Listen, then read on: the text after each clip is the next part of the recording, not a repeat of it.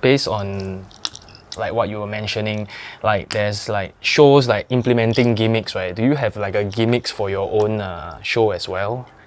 Or maybe you can talk about the craziest shit that happened in your show.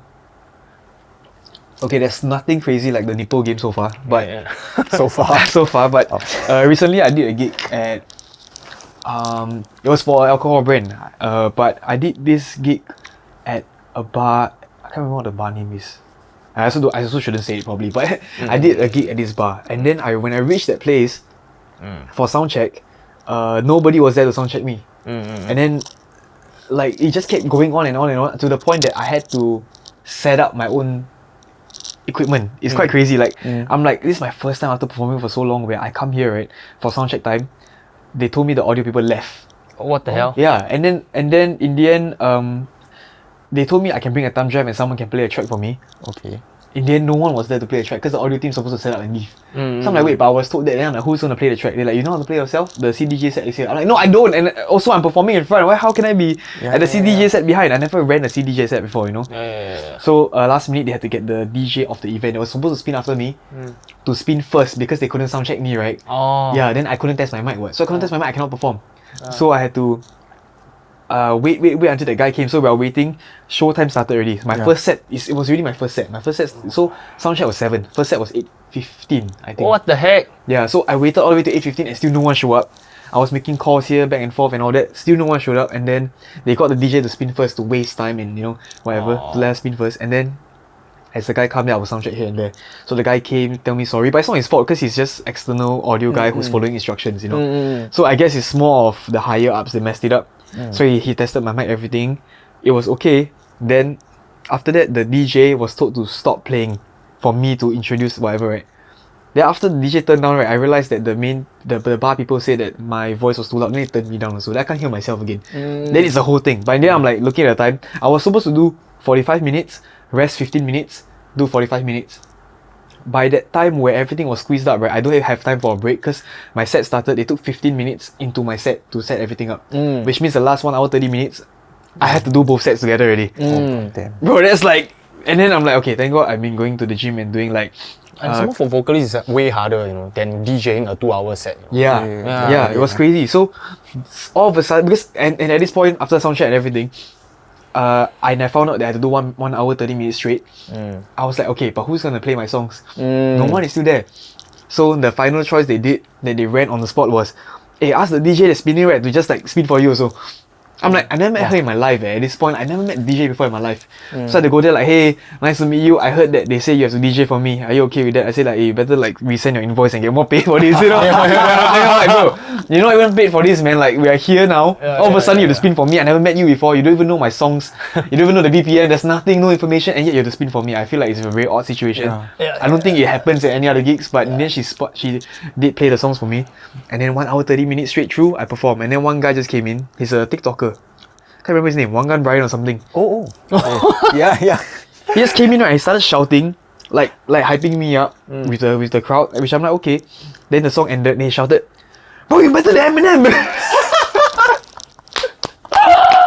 Wow, bro. This is like, we need to hire this guy to plant him in the audience, dude. Like, no wonder lah. But he is damn hype though. Legit. To some extent, right, I feel like he's sent by someone to go to everybody's show to test their resilience on stage. He's just like sent there as a prankster to like say shit to like see how you react, So for people who don't perform enough, they like probably Yeah, so I guess he came there and then he shouted, "You're better than Eminem." Then I'm like, hey, no, like no Eminem standard, Eminem's one of the goats, blah blah blah. You have to like de-escalate because I know that if I entertain or I don't entertain, he might shout louder for me to hear a second time, So I'm like, nah, it's cool, it's cool, It's basically Gen Z Stephen Lim.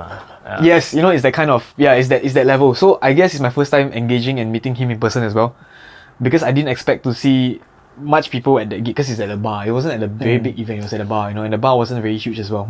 In fact, I expected the bar to actually empty out the space for people to stand around me. They didn't. They kept all the seats there. So and they kept it open to public, so it's not event exclusive. Oh. So half the people came there to like do their like regular drinking session. They're like, who the fuck? What's going on? Why fucking got? I want to hear music. Then this fucking rapper over here rapping, and then the sound like shit because I can't hear him. So then I'm like, it's not my fault, man. Like I didn't expect this also. Can't sound check. Yeah. And then halfway they bring my voice down because they say like, oh, there's volume limit. And I'm like, when y'all play Drake songs, there's no volume limit. When my voice comes in, there's volume limit. I see how it is, you know. But in the end, I'm still getting paid. You get what I mean? So yeah, it is what it is. I didn't make a big fuss, but yeah, that was my funny experience. When Wangan Brian came in and just shouted. I even posted I think I posted on my story because when I did a song, I did a crowd check where I say like, when I say this, then you all say this. Yeah. So people would say it back to me. Yeah. So my song is called Trigger Happy. So when I say got me, you all shout got me, trigger happy. Okay. Yeah. Then the crowd's like, okay. So I say got me, then everybody's got me, trigger happy. Then he like, got me, trigger happy. He shouted, the whole bar just like turned and looked like, who the fuck is that? And It's then, 100 people. yeah, and he did it for the whole song, like the whole chorus. So the whole chorus, I did that 4 times. And he did that 4 times for every chorus. Oh, to you the got point, ad-lib, bro. yeah, Ad-lib, bro. it's crazy. No, to the point that right, he became the only person that did it. Everyone just laughed and film him. They just like film him. Got me, trigger happy, yeah. Bro, that's a next level experience, bro. So I'm like, we went from not having a sound check, having a stranger DJ for me, having to set up my own sound equipment, having to perform a whole 1 hour 30-minute gig without hearing myself, Yeah. and having Wangan Brian invade my set. So that's like the most random gig I ever did in my life. Escalation, bro. Yeah, Yeah. it's really, it's crazy. Shit, eh. Was he louder than the speakers? But I think louder than me, bro. I think he was louder than me, man. Yeah. People could hear him but not hear me in the end, I think. So yeah, it is what it is. It was a very random show. But I guess like when you work in the music industry and do so many shows, you know that hiccups tend to happen. Nothing is perfect in event management. Yep. I just didn't expect this level of fuck up. You get what I mean? Yeah. You got to a point where like this kind of fuck ups shouldn't come to me anymore because I've established myself in enough shows that people that hire me now should know what they're doing. You know, I'm not working with startups anymore. I'm not working with students anymore, you know? And yet it happened. I'm like, yo, what's going on? And they're working for big alcohol brand as well, you know? Like Axel Brizzy, I can't remember that fucking, but I'm not gonna name the company. But anyway, like, it's not their fault. I guess it's the miscom or something, you know? It's whatever. I didn't make a big fuss in the end. I was like, you know what? Let bygones be bygones. I take it as an experience that I learned from. And yeah, that's about it. So many moving parts in the event. Yeah. So many and everything, because I used to take event management as well, and even my dad does event management, and I know that there's a lot of things that would mess up. It just depends on what the people can see. You know, you always try to cover up all the hiccups by doing things or by running ways in a certain way where whoever attends your event compliments you and never mentions the hiccup. That means you did a great job already, you know. But this one, like the hiccup, everyone can see because everyone's like, why are you moving your own monitor? Why are you plugging the wire yourself? Why are you sound checking yourself? Why is no one helping you? Everyone was asking me this question. I'm like, I can't answer you, and I don't even know who's around. And the person that hired me, not even at the space, so it got you know, like you get what I mean. So it's a next level hiccup. But yeah, like I said, every event is bound to have a hiccup. So I guess when I took that route of thinking, it didn't really make me angry. You know, I was angry at that point, but then after the event, I was like, you know what, whatever.